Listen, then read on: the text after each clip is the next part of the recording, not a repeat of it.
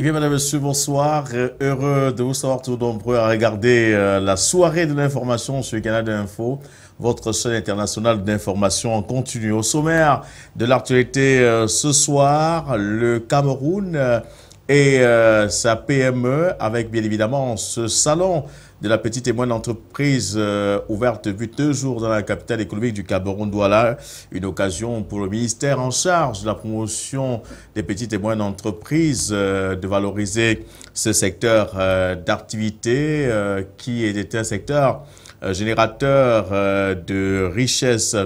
On parlera aussi ce soir dans le cadre de cette soirée de l'information de ces élections régionales en France avec cette montée en puissance du Front National. Nous évoquerons les différents résultats de ce premier tour. Nous analyserons également les tractations en cours pour renverser la tendance au second tour. La Libye est également au cœur de l'actualité ce soir avec cette volonté des différentes factions de se retrouver autour d'une même table et de regarder ensemble dans la même direction. Nous parlerons aussi de ces élections législatives au Venezuela avec le parti du président Chavez qui a perdu la majorité au Parlement et qui a été donc renversé par l'opposition. Nous marquerons aussi un temps d'arrêt pour parler de la culture et cette fois-ci avec cette décision qui a été levée au sujet de la suspension de la chanson Coller la petite de Franco. Voilà donc pour le sommaire. Élie Smith, bonsoir. Bonsoir, Louis Roger. Alors, c'est une soirée de l'information assez très détendue.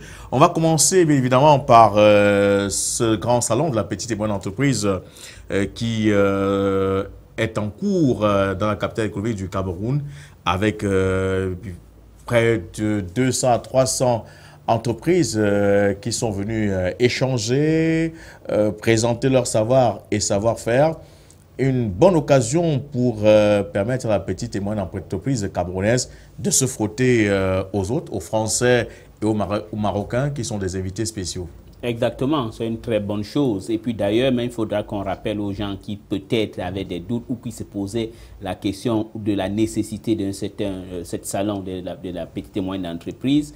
On peut faire à titre comparatif, dans un pays qui est la première économie de l'Union européenne, qui est l'Allemagne, le secteur des créatrices d'emplois et de richesse n'est pas dans les grandes sociétés, mais des petites et moyennes entreprises, car elle peut absorber massivement les gens en petits groupes. Donc, si on la transpose chez nous, c'est très important. Si nous voulions lutter contre la pauvreté, contre le chômage, c'est important que la petite et moyenne entreprise soit encouragée. Voilà pourquoi nous saluons la présence du ministre des petites et moyennes entreprises, je pense, qui est là. Et puis aussi, comme vous avez bien dit, Louis Roger, c'est aussi souvent bien, ou c'est toujours bien, de se frotter avec les autres, changer les expériences outre. Nous avions une expérience africaine qui est le Maroc, qui progresse aussi, et aussi les petites et moyennes entreprises françaises. Ils seront là pour partager leurs expériences avec les patrons des petites et moyennes entreprises au Cameroun. Je crois qu'après cet échange, ça fera un peu aussi durer la longévité de nos petites et moyennes entreprises. Voilà, et il y a quand même un secteur assez porteur qu'on a regardé, c'est le secteur de l'artisanat, qui généralement n'est pas mis en valeur dans beaucoup de salons, mais on se rend compte que pour ce qui est du cas spécifique de Douala, on a vu cet artisanat qui est bien réussi par nos frères et sœurs Bamoun. On a également vu cet artisanat avec nos frères et sœurs du Sahel. C'est dire que c'est un savoir-faire que l'on pourrait bien vendre et cela pourrait également permettre au Cameroun d'engranger des bénéfices ou alors des devises. Exactement, Louis Roger. C'est une très bonne chose que le gouvernement prend en compte ce secteur que souvent nous avions marginalisé. Et pourtant, c'est un secteur stratégique et très important et original. Car c'est une occasion pour vendre, pour montrer à l'extérieur le savoir-faire, l'histoire et la culture du Cameroun. Par exemple, vous avez parlé des frères du département du Noun ou ceux qui viennent du Sahel ou du Grand Nord du Cameroun. Vous savez qu'ils ont cet art que beaucoup de nous on n'a pas, qui est aussi envié pas uniquement par les Camerounais, mais par les gens qui ne sont pas des Camerounais, qui peut aussi être un passeport pour l'attractivité du Cameroun et aussi l'attirance ou l'attraction des devises étrangères.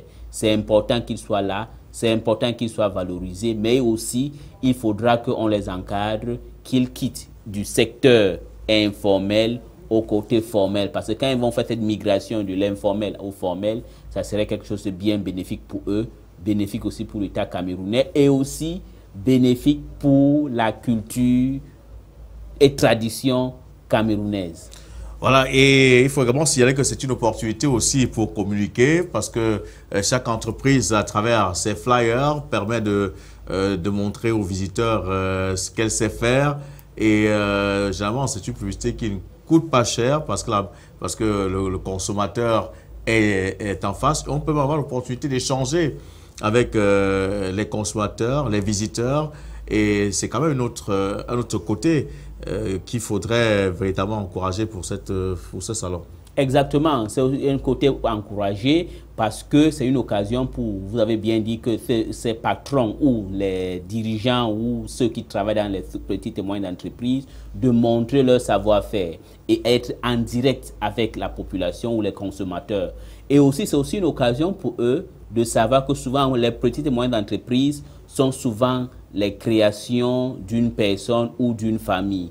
C'est une occasion aussi pour eux de savoir qu'une fois qu'une société a été créée, elle ne demeure plus quelque chose familial, elle devient d'abord communautaire ou collective, ce qui veut dire qu'il faut s'adapter à la modernité.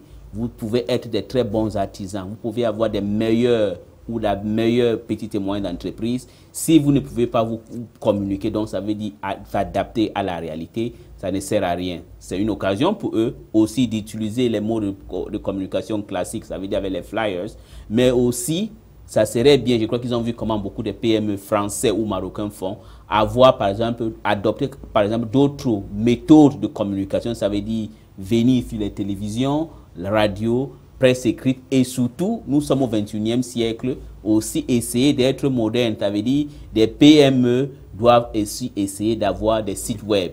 Ce qui veut dire que c'est un facteur multiplicateur de création d'emplois. Ceux qui sont des webmasters auront des opportunités pour créer des sites. Ça ne suffit pas seulement d'avoir un webmaster, il faut avoir un site qui est vivant. Ça veut dire la mettre à jour, donc ça veut dire créer quelqu'un qui va entretenir ceci, ça veut dire que c'est déjà 2 postes créés. Donc c'est une bonne opportunité pour ces sociétés, c'est bon pour le Cameroun et bon pour ceux qui sont à la recherche de l'emploi et aussi bon pour les créateurs de ces entreprises parce que ça leur permet de devenir modernes et de s'adapter à la réalité moderne.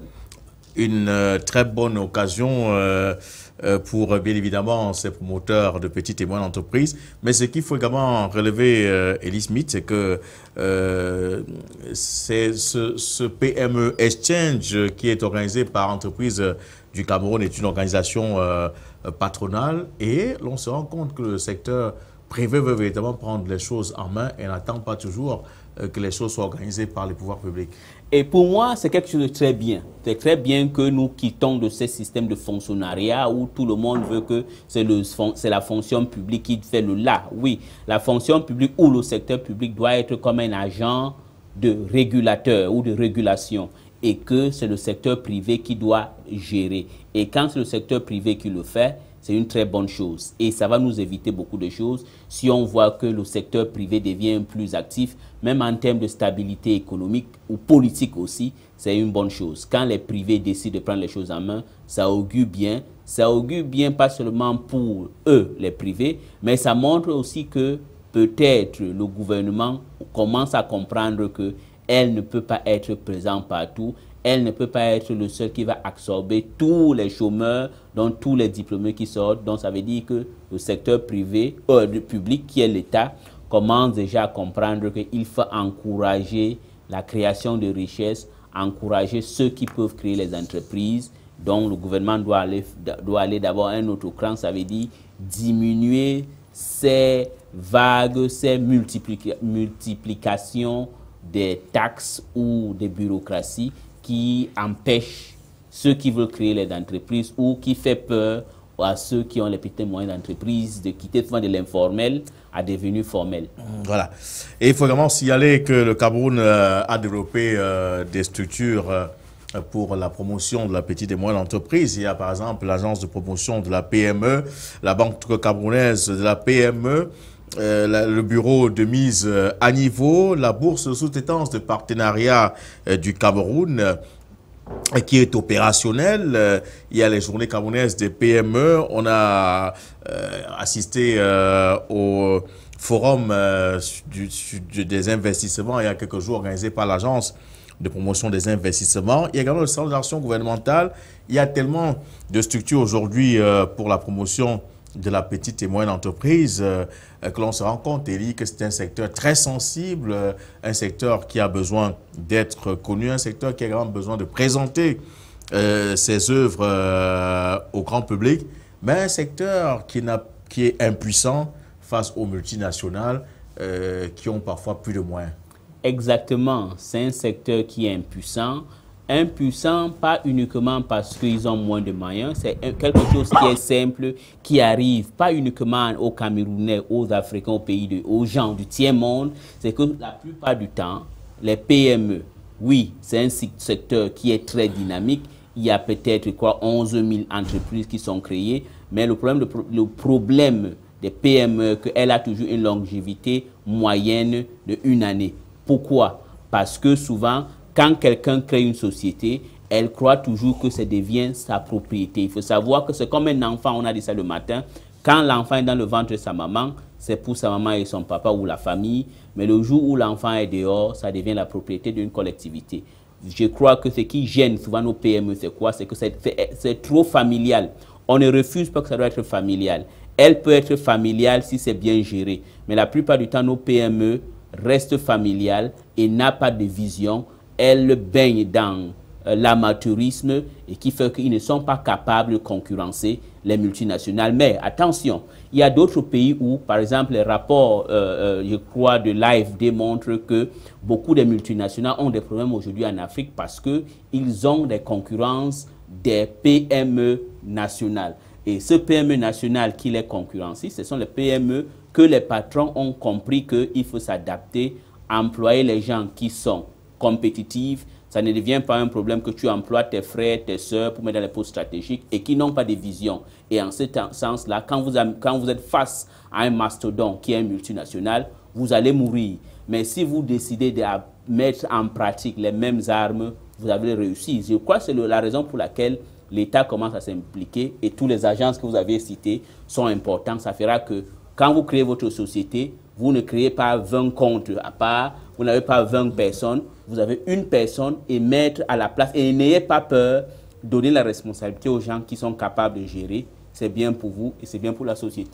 Alors nous allons rester toujours au Cameroun, Elie Smith, pour parler de cette décision de lever cette sanction qui pesait sur la chanson de l'artiste Franco Collé la Petite, une chanson qui a été d'ailleurs débattue à l'Assemblée nationale. Alors il faut dire que Collé la Petite a finalement collé pratiquement tout le monde, jusqu'à coller même les députés de l'Assemblée nationale. Vraiment, ça me fait mal, mais on doit parler. Le problème est que je crois que, premièrement, ce n'est pas parce que tout le monde est contre la mesure prise par le préfet de la MIFI. Je crois que le préfet de la MIFI est dans son droit de prendre les décisions, mais je pense que l'erreur qu'il avait fait est de particulariser ou de singulariser monsieur de Collé la Petite. Il fallait qu'il fasse une liste parce que sa musique n'est pas le plus pire ou le plus immoral qu'on a connu au Cameroun. Vous avez les Katino, les Mani Bella, les Coco Ajanté, les gens qui chantent, qui glorifient la prostitution, qui sont plus perverses que le Collé la Petite. Je crois que c'est ça le problème. On doit avoir l'opportunité de faire un choix. Mais aujourd'hui, oui, vous avez bien dit, Collé la Petite a vraiment collé tout le monde jusqu'à l'Assemblée nationale. Mais lui, Roger, c'est un problème. Si dans notre pays, on peut se focaliser pour faire des débats sur un musicien qui a chanté sa musique, peut-être on peut aimer ou pas, parce que les gens ont le droit de faire un choix, d'aimer un musicien ou pas. et on se focalise sur une musique de Collé la Petite, ça veut dire que le Cameroun est allé à voler très bas. On est devenu comme le Cuba dans les années 60, à l'époque dirigé par un dictateur qui s'appelait Fulgencio Batista et qui a facilité le renversement et la prise du pouvoir par les Che Guevara et son ami Fidel Castro aujourd'hui qui sont au pouvoir. Donc pour moi, c'est un grand non-événement. Nous sommes en train de faire la publicité d'une musique. On est en train de lui donner quelque chose. Ce n'est pas ça, Louis Roger, l'image du Cameroun, mais ça montre que nous avions un gouvernement qui n'est pas responsable, qui veut que les Camerounais soient seulement les soulards, aimer la musique immorale, chercher les femmes et n'est pas se focaliser sur ce qui est très important. Donc je suis désolé, on ne devait pas en parler, mais comme c'est dans l'actualité, nous sommes obligés d'en parler. Vous tirez également les leçons, parce que c'est un sujet qui allait jusqu'à l'Assemblée nationale. Et il fallait bien que nous en parlions ce soir. Oui. Mais comme pour dire également que c'est une chanson populaire et que peut-être les pouvoirs publics estimaient que ce n'est pas à cette période de fête que le préfet devait prendre une telle mesure, surtout que les Camerounais n'ont plus que la musique et l'alcool aujourd'hui. Exactement, c'est une période de fête, c'est la vérité que vous avez dit, Louis Roger. Je vous dis quelque chose, les gens, je ne sais pas si les gens mesurent l'importance et la lourdeur de ce que vous êtes en train de dire.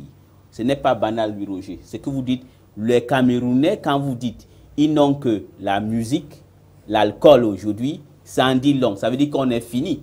Donc, je crois que le gouvernement a peur, parce que si la population devient consciente, on a une population qui se focalise seulement pour les choses triviales, si on devient maintenant conscient des problèmes qu'on a aujourd'hui, pas de l'eau, pas d'électricité, il n'y a pas d'emploi, pas de route, on est vraiment régressé il y a 20 ans ou 30 ans en arrière, je crois que la population peut se révolter. C'est là où je me pose la question, le préfet de la MIFI.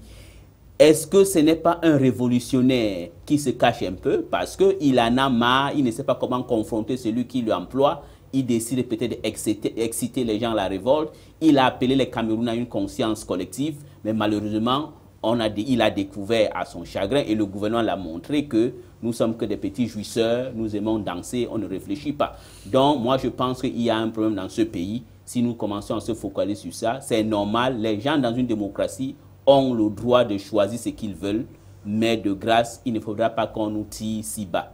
Voilà. On ne doit pas nous tirer si bas, mais certains veulent plutôt essayer d'aller voir au-delà de leur clivage et de leur divergence de vue. C'est en Libye où les opposants ont décidé donc de se retrouver autour d'une table pour entrevoir l'avenir ensemble. On disait ici sur ce plateau, Lisbeth, que ces deux factions rivales en Libye n'ont pas attendu que la communauté internationale vienne les réunir et sont regroupés et sont d'accord sur un certain nombre de points. Et on a comme espoir que ces deux parties-là vont dans un avenir proche se retrouver pour voir dans quelle mesure ils pourront s'accorder sur un certain nombre de points qui permettront de mettre en place un gouvernement d'union nationale. Alors, sans la communauté internationale, ils choisissent Tunis pour se regrouper. Il faut dire quand même que c'est un très grand pas qui vient d'être franchi. Oui, très grand pas parce que depuis la mort de Kadhafi, nous avions dit ici, on l'aime ou l'aime pas. Quand il était là, la Libye était calme, était stable. Il n'y avait pas de ce qu'on a aujourd'hui et que la conséquence de la mort de Kadhafi et puis le désordre là-bas créé par la France, la Grande-Bretagne et les États-Unis est aussi indirectement ce que nous avons aujourd'hui au Mali et même au Nigeria et au Cameroun aujourd'hui. Donc si aujourd'hui les Libyens ont décidé 3 ans ou 4 ans après avoir guerroyé entre eux, qu'il faut se réunir, c'est une bonne chose, ça augure bien. Ça veut dire qu'ils sont devenus plus conscients de l'avenir de leur pays. Donc ils sont un peu meilleurs que la République Centrafrique et les Centrafricains. Un peu meilleur, ben là, l'Organisation des Nations Unies, à travers Ban Ki-moon, avait envoyé des émissaires en Libye pour essayer d'amener les deux parties à accepter, bien évidemment, un certain nombre de clauses, ce qui n'avait pas été le cas. Il faut signaler qu'il y a deux parlements aujourd'hui qui voudraient bien gouverner la Libye. On a le parlement de Tripoli et le parlement de Tobruk. Un parlement qui est reconnu par la communauté internationale, qui est celui de Tobrouk, et celui qui n'est pas connu par la communauté internationale, qui est Tripoli. Alors, est-ce que vous avez bon espoir que ces deux parties-là vont se retrouver et vont s'accorder véritablement? Je pense, comme c'est eux-mêmes qui ont pris l'initiative, maintenant on va voir un peu le rôle, pas des pays voisins immédiats, mais d'un pays qui n'est pas voisin, mais qui est au Moyen-Orient, qui est celui qui tire les ficelles. Ça veut dire le Qatar qui a financé le renversement de Kadhafi. Mais je crois que les Libyens doivent faire un effort. J'ai espoir, comme eux-mêmes se sont dit, écoute, essayons un peu de discuter. Nous allons voir maintenant les propositions données par les deux camps. Qu'est-ce qui serait plus attrayant, mais l'important, c'est la stabilité et l'unité de Libye. Si ça ne peut pas marcher, je crois qu'à la fin, l'aspiration des pays occidentaux qui nous dirigent, on veut ou on ne veut pas, c'est une réalité qu'on voit, est un peu la reconfiguration ou le redécoupage de la Libye en 3 ou 4 entités. Donc c'est important qu'ils décident de se parler. Maintenant, nous allons voir les propositions des deux camps et voir s'ils sont capables d'avoir un compromis. La France qui va difficilement trouver ce compromis avec bien évidemment ces élections régionales de dimanche qui ont permis d'apprécier la percée du Front national de Marine Le Pen, ce qui fait jaser toute la classe politique française depuis quelques jours, et surtout même les journaux à travers des éditorialistes qui estiment que la France est pratiquement sous le choc de la montée du Front national. Lui, Roger, c'est l'hypocrisie pure française, c'est faux. S'ils disent qu'ils sont choqués, ils mentent. Tout le monde savait que le Front national avait déjà, le terrain était bien préparé pour que le Front national puisse prospérer. Il y a d'abord le chômage. On va peut-être voir le second aspect. Il y a le chômage et puis l'aspect de la gouvernance depuis l'arrivée, même depuis Nicolas Sarkozy, ou après, c'est devenu encore pire depuis l'arrivée de M. François Hollande au pouvoir. Donc il y a ça. Parce que quand il y a chômage, quand les gens ne travaillent pas, c'est un terroir pour tous les extrémismes, que ce soit de l'extrême droite ou de l'extrême gauche. Revenons maintenant à l'autre aspect, c'est l'aspect international. La guerre du Moyen-Orient qui s'est exportée ou s'est déportée en France. Je crois que le Big Bang était pas d'abord en janvier, ce qui s'est passé à Charlie Hebdo, si vous vous rappelez très bien, là où on a tué 11 journalistes de l'hebdomadaire satirique, comment on appelle Charlie Hebdo. Charlie Hebdo. Et puis après, dernièrement, je crois vendredi 13 novembre, quand les extrémistes musulmans qui disent qui sont affiliés au Daesh ou État islamique ont frappé fort la France et on a un bilan qu'on peut en douter officiellement à 130 morts, a démontré que le terrain était propice pour que le Front national puisse prospérer. Parce que le Front national, on peut tout dire. Moi, je suis contre les gens qui sont contre le Front national parce que c'est une hypocrisie. Si le gouvernement français estime que le Front national est dangereux pour la France, on l'interdit. Tant que le gouvernement français laisse le Front national comme parti politique traditionnel, ça veut dire que toutes ces hypocrisies, tous les éditorialistes, que les journalistes qui sont politiquement corrects et les hommes politiques sont en train de faire, ça ne tient pas. Le Front national prospère, parce qu'il y a le chômage en France, il y a l'insécurité, on ne peut pas refuser. Ils ont un problème de l'immigration qui disent, le Front national aussi prospère parce qu'il y a la peur de l'islam, la peur du terrorisme islamique qui a eu lieu le 13 novembre à Paris. Mais avant ça, il y avait déjà les ingrédients qui favorisaient l'expression, la prospérité du Front national. Et puis, la nouvelle présidente du Front national, c'est une dame qui est différente de son papa. Elle a donc apporté d'autres ingrédients qui le montrent. Donc, la classe politique française ne doit pas nous jouer l'hypocrisie qu'ils sont en train de faire. Voilà. Et Marine Le Pen, à travers le Front national, qui a quand même recueilli 27% de suffrages vraiment exprimés pour ce premier tour, contre 23 seulement pour le Parti socialiste et 28% pour la droite. Mais l'on s'attendait à ce que, effectivement, ces attentats-là puissent quand même conforter les électeurs français pour qu'ils accompagnent quand même François Hollande, ce chef de guerre qui a décidé, n'est-ce pas, de sécuriser le peuple français. Mais on s'est rendu compte que les urnes avec d'autres réalités. Oui, parce que les Français croient que cet attentat est la faute de leur gouvernement traditionnel. C'était même Nicolas Sarkozy. Bon, celui qui a la malchance, c'est François Hollande. Donc, eux, ils pensent que c'est la manière que François Hollande ou les politiques traditionnelles sont en train de mener le jeu qui est la cause de ce qui se passe. Mais la France n'est pas le seul pays de l'hémisphère nord qui est victime de cette rejet des hommes et des femmes pour les partis politiques traditionnels. Si vous allez en Amérique du Nord ou aux États-Unis en particulier, vous allez découvrir que pendant les campagnes électorales qui sont en train d'être suivies maintenant, par exemple les partis républicains, vous avez deux personnes qui sont en tête.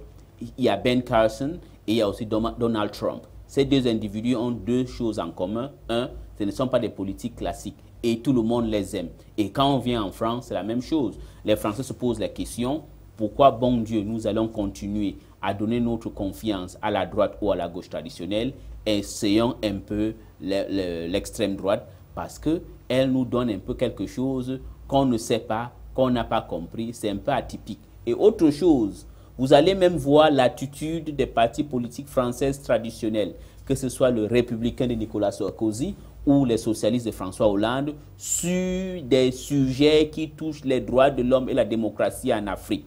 Eux ne disent rien. C'est malheureusement le Front National qui critique ce qui se passe au Burundi, qui critique le changement constitutionnel au Congo-Brazzaville, qui critique ce qui se passe au Cameroun, qui ont vu. Donc, ça veut dire que même la population française commence à se poser les questions. Si eux, ils peuvent avoir une vision, ce que nos politiques traditionnelles n'ont pas, essayons un peu de voir ce qu'ils peuvent nous donner.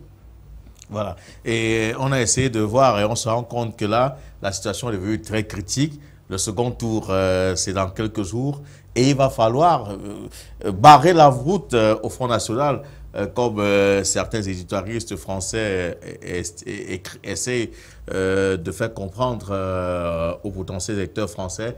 Est-ce que ça sera possible aujourd'hui de voir, par exemple, un certain Nicolas Sarkozy aller embrasser son éternel challenger, parce qu'il faudrait sauver la France et faire bloc, ils appellent ça ce bloc républicain contre le Front National. Est-ce que ça pourrait être possible? Bon, oui et non. Déjà, Nicolas Sarkozy a dit hors de question de retirer des listes des républicains dans les zones où la droite serait en ballottage favorable, et puis s'il retire, ça peut être favorable à la gauche. Je crois que ça ne se fera pas. Mais les socialistes ont promis de le faire. Mais je pense qu'il faudra que les Français nous laissent un peu ce problème de pacte républicain. Eux tous, je répète, si le Front National est si mauvaise comme il nous fait croire, ils devaient l'interdire. Je pense aussi de l'autre côté, vous savez, quand vous êtes dans l'opposition, c'est bien beau. Laissons un peu voir la capacité de l'opposition de gérer. Nous avions un peu vu comment le Front National gérait quand ils avaient qui gérait Orange en France. Donc, voyons un peu voir si ça peut se faire. Laissons l'opportunité à tout le monde. Le problème est que les Français sont dans l'insécurité, ils sont dans l'incertitude. D'abord le chômage, maintenant ils ont peur de la péril verte, donc des terroristes venus du Moyen-Orient ou souvent, pas venus même du Moyen-Orient, les terroristes internes, dont les fils et les filles françaises qui ont opté pour le djihadisme et qui font peur à leurs propres compatriotes. Merci Elis. On va évoluer avec cette soirée de l'information sur votre chaîne internationale d'information en continu Canal 2 Info, avec bien évidemment ces autres élections, mais cette fois-ci c'est au Venezuela, les législatives, avec le parti d'Hugo Chavez qui est tombé et l'opposition qui reprend les rênes avec pratiquement 99 sièges sur les 167 du Parlement. Oui, je crois que El Comandante Hugo Chavez Frias doit se retourner dans sa tombe parce que vraiment c'est lui qui l'a choisi, Nicolas Maduro. Nicolas Maduro, lui, il était un chauffeur de bus qui est devenu un bon militant, devenu ministre des Affaires étrangères et après président de la République, choisi par Hugo Chavez. C'est la première fois depuis 1999 que ce qu'on appelle la révolution bolivarienne. Parce que Bolivar, c'est qui? Bolivar, c'est un peu celui qui a voulu libérer l'Amérique latine, il s'appelait Simón Bolivar. et que Hugo Chavez a décidé que le Venezuela devient un pays bolivérien. Donc, comment on appelle ça? La révolution socialiste de Venezuela. Donc, pour la première fois, ils ont mordu la poussière. Mais il y a quelque chose de positif. Contrairement à ce que nous croyons, ou la manière que nous avions présenté le Parti socialiste unifié du Venezuela, qui est aujourd'hui dirigé par Nicolas Maduro, nous n'avions pas cru que c'était un pays démocratique. La démocratie veut dire la capacité de concéder ou d'accepter la défaite. Ils ont accepté. Ils auront, je crois, peut-être quand tous les résultats vont sortir, ils vont terminer seulement avec peut-être 68 députés contre 112 pour le parti une coalition de centre-droite et de la droite de Enrique Capriles. Ça serait quelque chose de bien. Voyons voir comment ils vont gouverner. Mais si aujourd'hui, la révolution de Hugo Chavez perd, c'est pour une chose ou deux choses. D'abord, la chute des matières premières, donc la chute du prix du pétrole, dont il ne peut plus financer son plan social qu'il faisait. Et deux, la corruption. C'est ça que beaucoup des Vénézuéliens ont décidé qu'une fois de plus, donnons maintenant l'opportunité à la droite pour voir si eux, ils peuvent mettre le Venezuela sur les rails. Et je vais vous rappeler qu'en train de mauvaise gouvernance, la Venezuela déjà vient de battre le Zimbabwe. L'inflation là-bas, c'est 300%. La monnaie vénézuélienne ne vaut plus absolument rien. Mais c'est une bonne chose pour la démocratie. C'est aussi une leçon chez nous. Je rêve un jour, s'il y a les élections ici, que le RDPC qui gouverne le Cameroun depuis 33 ans accepte qu'elle va peut-être avoir seulement 10 ou 20 députés à l'Assemblée nationale. Donc, le Venezuela, contrairement à ce qu'on a toujours dit, n'est pas une dictature, c'est une démocratie. Et elle a perdu le Parti socialiste vénézuélien et elle a accepté la défaite.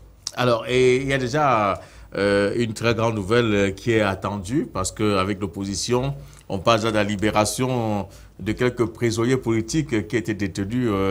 On parle à peu près de 77. Ça veut dire que la politique aussi a quelque chose de bien parfois. Exactement, la politique a quelque chose de bien. Je crois que le gouvernement vénézuélien trouve que c'est aussi une manière d'apaiser parce qu'il y avait certaines tensions interne et une autre tension avec l'ennemi héréditaire qui est la Colombie. Et parmi les 77 prisonniers politiques qui seront peut-être libérés, il y a celui qui est la figure emblématique de l'opposition, c'est un certain Leopoldo López. Quand López serait libéré, Leopoldo, il a été condamné pour 13 ans d'emprisonnement, ça serait quelque chose de bien. Il faut un apaisement dans un pays pour que le Venezuela, qui est, je crois, 6e ou 7e producteur du pétrole du monde, puisse prospérer. Mais je ne voudrais pas gâter la fête à l'opposition qui a gagné. Comme c'est un pays qui exporte massivement le pétrole et que le prix du pétrole est toujours très bas, je ne sais pas comment ils vont faire. Ça risque d'être très difficile et aussi, ça peut aussi jouer un tour contre eux.